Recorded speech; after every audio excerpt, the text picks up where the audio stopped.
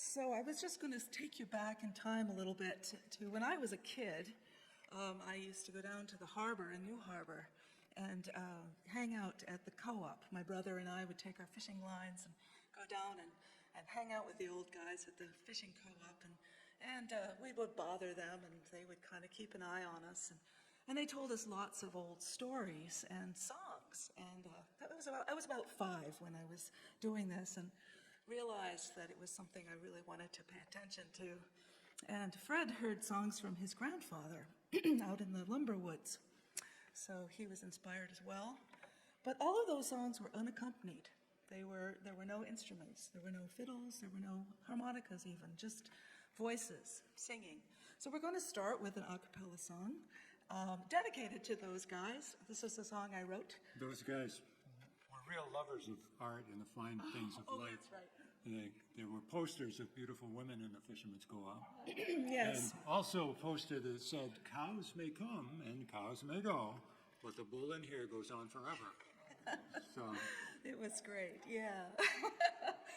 So there were 4 of them. There was Julian Beale, Manly Gilbert, Frankie Osier, who was my great uncle, and Paul Riley. So this is for them. And you're welcome to join us singing. oh, what has become of the old liars all?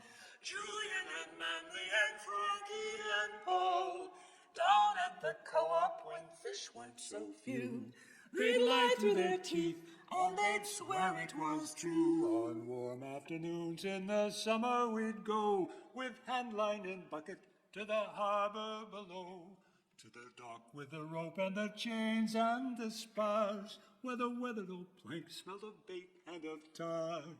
The fish house was piled high with old fishing gear and a sign that said something about all the bull here.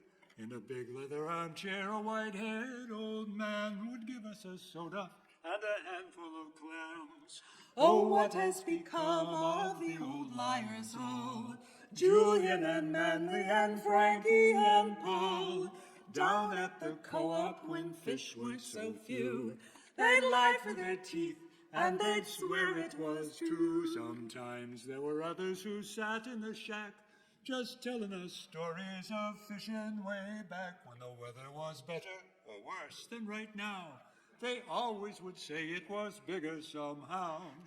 They'd tell of the days when they hauled traps by hand out in their dories away from the land.